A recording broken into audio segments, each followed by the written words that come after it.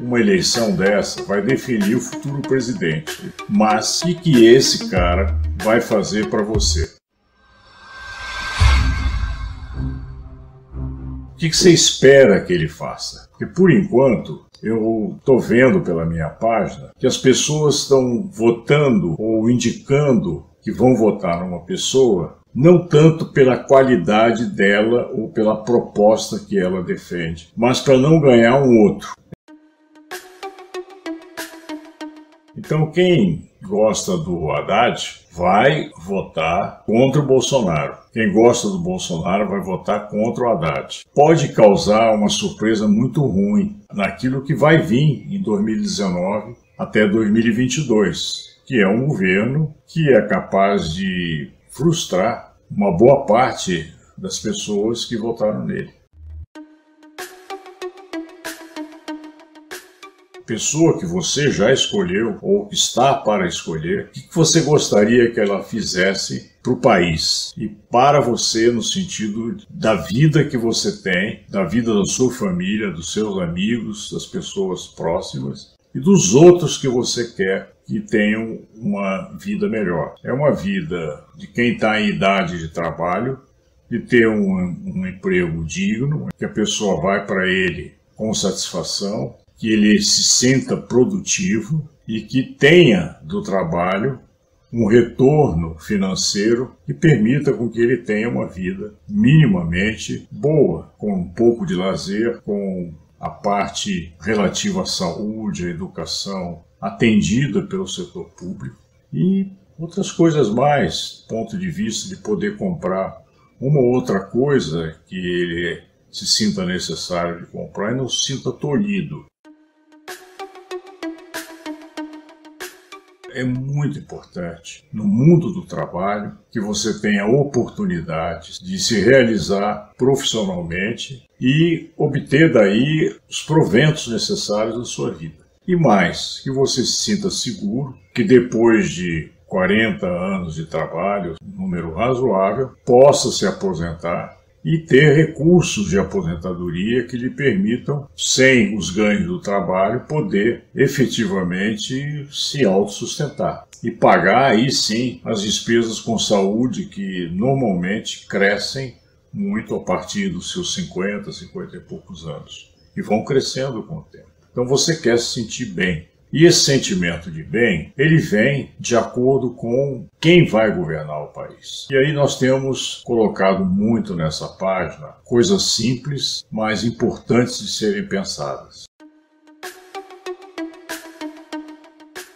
Existem, basicamente, dois projetos que estão sendo discutidos, sejam pelos candidatos e sejam pelos analistas de forma geral, pela mídia, e muito das conversas de botequim ou conversas entre amigos, que é como ativar a economia, como fazer o país sair da crise e crescer. Uns acham que para isso é necessário adotar uma política semelhante aquela que o atual governo Temer está praticando, que pratica desde maio de 2016. Diminuiu o tamanho do Estado, com privatizações, restringindo despesas do Estado em educação, em saúde, em previdência social, para que os empresários se sintam animados com o fato de a economia estar gastando aquilo que arrecada. Portanto, que o setor público se sinta viável do ponto de vista fiscal. Tudo foi feito nessa proposta para garantir aos empresários segurança para os seus investimentos. E aí, investindo, geraria um emprego e o país cresceria.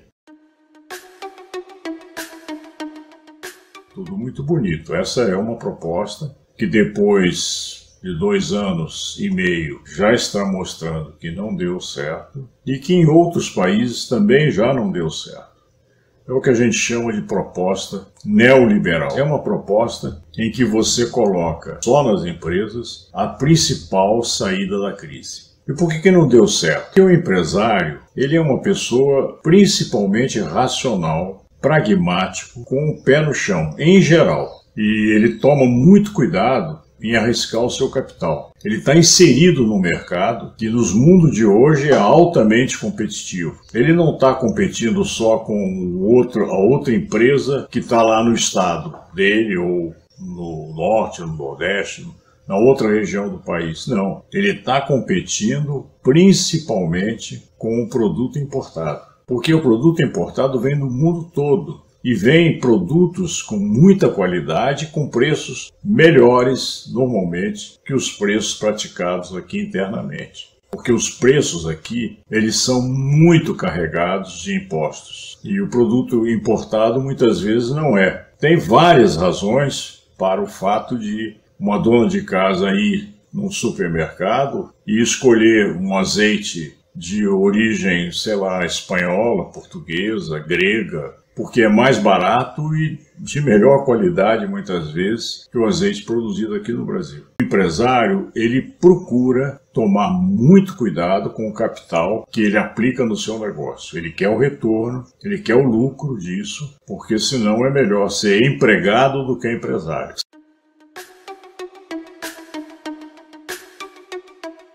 Será que é isso que move o empresário? É o governo fazer a reforma da Previdência, fazer a reforma trabalhista, ou ele sentir segurança de que vai ter consumo para o seu produto? Qual é o fio condutor do crescimento econômico? Essa é a grande questão. Consumo representa, no crescimento econômico, 65% dele. 20% são despesas do governo. Então quem fala que é o governo que cria o crescimento econômico gastando mais, cuidado, porque isso representa apenas 20% de influência sobre o produto interno bruto. E os investimentos, que tanto se fala, que está no programa Ponte para o Futuro, que o presidente Temer está tentando implantar aqui, 15%. Se você for o presidente da República, você vai em que direção? Dos 20% do governo gastando mais, dos 15% dos empresários apostando que eles vão investir, mesmo na crise, ou nos 65%, que é o consumo das famílias? Eu vou no 65%. Tá bem. Mas como que vai mexer no consumo das famílias se está havendo desemprego? E se os salários estão contidos por causa da crise? Existe sim possibilidades de melhorar o consumo, retirando barreiras ao consumo. Se você tem um produto que você vai comprar e ele custa 100, faz de conta que não tivesse imposto nenhum, quando você for para pagar esse produto, você vai pagar 140, em média, porque 40 são impostos. No mundo todo, esses 140 são 120, que em geral os impostos fora sobre o consumo não são tão grandes como aqui no Brasil. Então, vamos mudar as leis tributárias para fazer com que tenha menos impostos sobre o consumo. E aí vamos ter uma guerra, porque os governadores dependem do chamado ICMS, que você vê nas notas destacado, que é o principal imposto sobre o consumo. Metade do imposto sobre o consumo se deve ao ICMS. E aí vem o problema.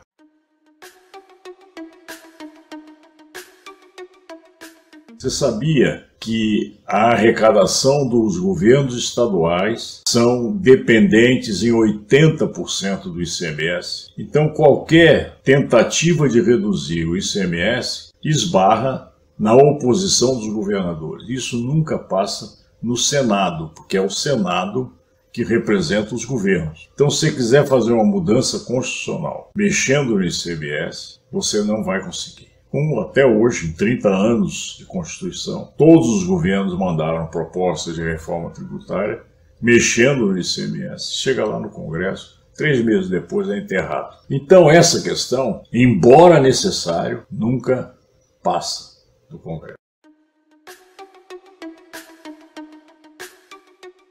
Vamos melhorar a distribuição de renda, porque aqui no Brasil tem uma altíssima concentração. Poucas pessoas ganham a maior parte da renda no Brasil e não vão consumir. Podem comprar iates, jatinhos, etc. A gente vê quantas pessoas têm iates, têm jardins, mas é um número pequeno em relação ao grosso do consumo no Brasil. Fraudado, porque as pessoas não têm a renda que deveriam ter para consumir normalmente. Eu não estou falando super consumir ou comprar coisas sem necessidade, nada disso. Comprar o essencial, comprar aquilo que precisam, porque a maior parte das pessoas das classes C, D e E não conseguem comprar aquilo que precisam, das suas necessidades mais prementes. E quanto mais pobre é a pessoa, mais necessidade ela tem de ser atendida. Mexer nisso, da distribuição de renda, é outro problema muito complicado, muito demorado. Mas tem políticas boas para isso, que devem ser feitas pelo futuro presidente. Não é cortando o 13º salário, é você olhar para o ganho das pessoas e querer melhorar. Uma das formas que tem é um aumento melhor no salário mínimo, acima da inflação. E ao fazer isso, você dá, na base da pirâmide social, uma injeção de recursos. E isso empurra da base para cima muitos salários que se encontram bem próximo do salário mínimo, são melhorados porque subiu o salário mínimo. E isso mexe na cadeia de cargos e salário das empresas e do setor público e melhora o conjunto. O impacto do salário mínimo na economia é poderosíssimo. E aí tem candidatos que defendem que o salário mínimo tem que parar de crescer, porque senão estoura a Previdência Social. Só que eles só sabem fazer a conta da diminuição, ou seja, da despesa que causa, porque 99% dos aposentados rurais ganham um salário mínimo. Mas uma boa parte das pessoas que estão na Previdência Social ganham até 3 salários mínimos. Mas muita gente ganha o salário mínimo. Então eles acham que vai estourar a Previdência. Não vai, porque a Previdência recebe recursos maiores quando corrige o salário mínimo. A atividade econômica gera mais emprego, mais massa salarial e, consequentemente, mais dinheiro para arrecadar para a Previdência Social. Então isso, mais do que equilibra as contas da Previdência, um aumento do salário mínimo.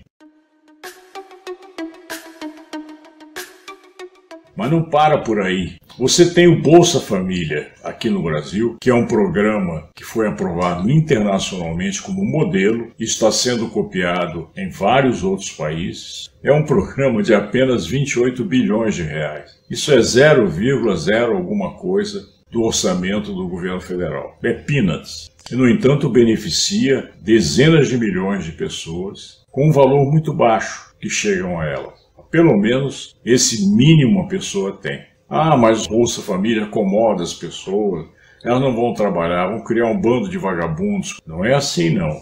Pode ter pessoas assim, mas o grosso das pessoas que recebe é amplamente controlado, porque cada pessoa que está no Bolsa Família, você pode saber pela internet, porque elas estão registradas por município. Então, se tiver alguma pessoa que não deveria estar ganhando, qualquer um que mora lá vai ver e vai poder denunciar essa pessoa. Então, isso serve para o governo ir depurando o seu arquivo e só colocando recursos em quem realmente precisa. E isso se provou correto. Tanto é que agora não há críticas que a gente veja na mídia sobre pessoas que não deveriam estar recebendo o Bolsa Família.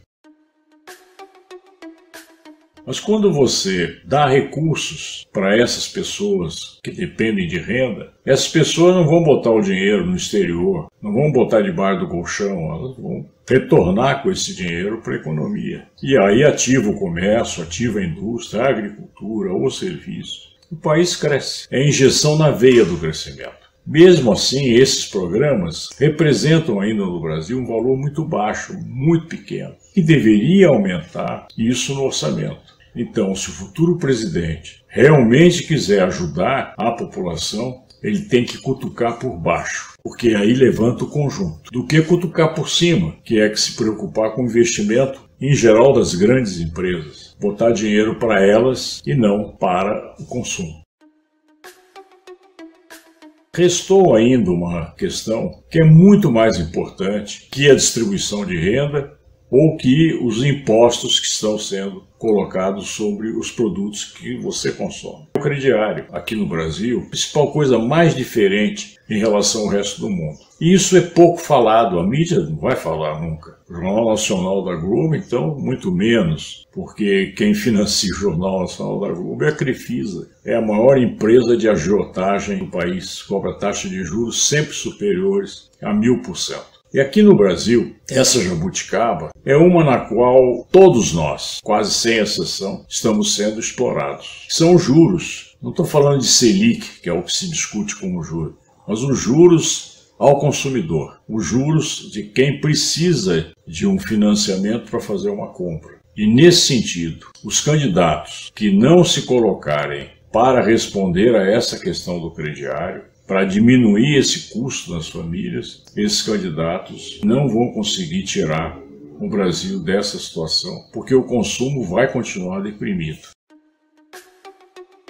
Se não fosse importante as compras que você faz com o cartão de crédito, tudo que eu vou falar aqui não vale. Mas todo mundo, hoje em dia, não apenas no Brasil, mas no mundo todo, usa o cartão de crédito. Não vai com dinheiro para comprar as coisas. E ele vai ao supermercado ou na loja que paga com cartão. Mais de 90% das compras no Brasil são com cartão. E aí vem a seguinte questão. Eu uso cartão, mas eu não consigo controlar direito o dinheiro que eu estou usando. E de vez em quando aparece um débito no banco, descontando um valor de juros nesse cartão de crédito. Se você for rápido em ver isso, você consegue consertar e não deixar progredir isso aí. Mas nem sempre é isso que acontece. E não é à toa que nós estamos com 63 milhões de brasileiros negativados no Serasa. Não é pouca gente, é muita gente. Então essa turma não pode consumir. Mas não só essa turma. Uma boa parte, uma parte maior, não está no Serasa. Mas, se olhar o orçamento delas, 20% do orçamento começa a ficar comprometido pagando juros extorsivos aos bancos e financeiras. Isso sim é um golpe forte contra o seu orçamento. E se você usar direitinho o cartão de crédito, tudo que eu estou falando aqui, ok, não está válido. Mas se você perceber que você já caiu muitas vezes na taxa de juros de 300 a 400 a 500% ao ano, aí sim você vai me dar razão. Tem que tomar muito cuidado. O que eu quero no futuro presidente é que ele melhore as condições do Brasil. E para isso, se esse presidente for adotar um receituário típico desse que o Temer usa, cuidado. E muito cuidado com a pessoa que você escolher. Oi, pessoal. Esse ano, um ano muito agitado, muita disputa. São as eleições em jogo. Muita paixão, muitas ideias, muita discussão. E eu espero que essa página ajude a gente esclarecer um pouco melhor as nossas posições, trocar ideias com os nossos seguidores e que isso sirva para ajudar a todos nós a conseguir contribuir de uma maneira mais forte para o nosso país. Muito obrigado.